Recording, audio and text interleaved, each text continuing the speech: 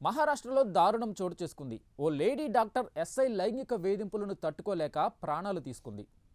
SI తనపై గత 5 నెలల్లో 4 సార్లు అత్యాచారానికి పాల్పడ్డాడని, అతనితో పాటు మరో 2 పోలీసు అధికారులు తనను లైంగికంగా వేధించారని ఆమె తన అరచేతిలో రాసిన సూసైడ్ నోట్ ఇప్పుడు తీవ్ర సంచలనం రేపుతుంది.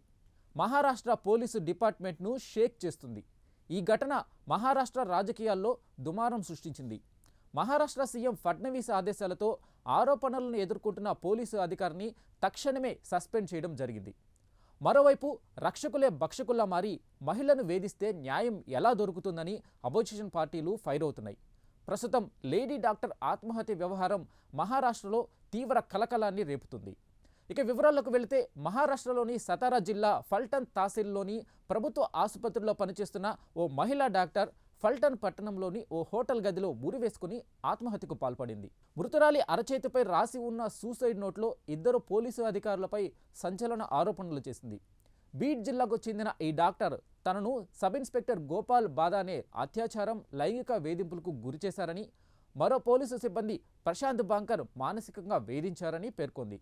గత 5 నెలలుగా సాగుతున్న ఈ వేధింపులే తనను ఆత్మహత్య నిర్ణయం తీసుకునేలా చేశాయని ఆమె స్పష్టంగా రాసింది.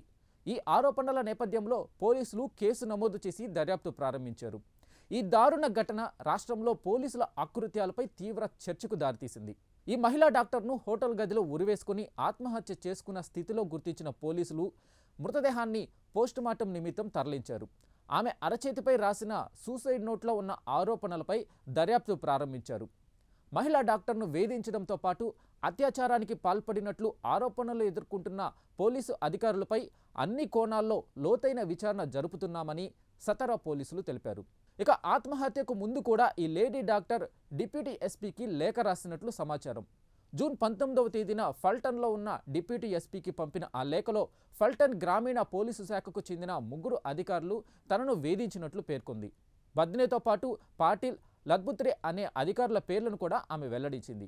తన ఫిర్యాదుపై కఠిన చర్యలు తీసుకోవాలని ఆ లేఖలో ఆమె విజ్ఞప్తి చేసింది. అయితే లేఖపై డిప్యూటీ ఎస్పీ నుంచి ఎలాంటి స్పందన రాలేదు. ఇక ఈ ఘటనపై మహిళా సంఘాలతో పాటు ప్రతిపక్షాలు మండిపడుతున్నాయి. ఈ ఘటనపై మహారాష్ట్ర మహిళా కమిషన్ చైర్పర్సన్ రూపాలి చకంకర్ స్పందిస్తూ తాము ఈ విషయాన్ని సుమోటోగా తీసుకున్నామని, నిందితులపై కఠిన చర్యలు తీసుకోవాలని సతారా పోలీసులను ఆదేశించామని ఆమె తెలిపారు. నిందితులను పట్టుకునేందుకు బృందాలను రంగంలోకి దించామని, ఈ దురదృష్టకర సంఘటనలో భాగమైన వారిని ఎవరినీ వదిలిపెట్టబోమని ఆమె హెచ్చరించారు. రాష్ట్ర కాంగ్రెస్ నాయకులు విజయ్ నామదేవరావు వడెట్టివార్ ఈ అంశంపై అధికార మహాయుతి ప్రభుత్వంపై తీవ్ర స్థాయిలో విరుచుకుపడ్డారు. రక్షకులే భక్షకులుగా మారితే ఎలా?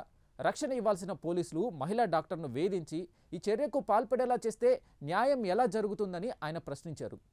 ఈ యువతి గతంలో ఫిర్యాదు చేసినా ఎందుకు చర్య తీసుకోలేదని ఆయన నిలదీశారు. మహాయుతి ప్రభుత్వం పదే పోలీసులను రక్షిస్తుందని, దీనివల్లే పోలీసుల ఆకృత్యాలు పెరుగుతున్నాయని ఆరోపించారు.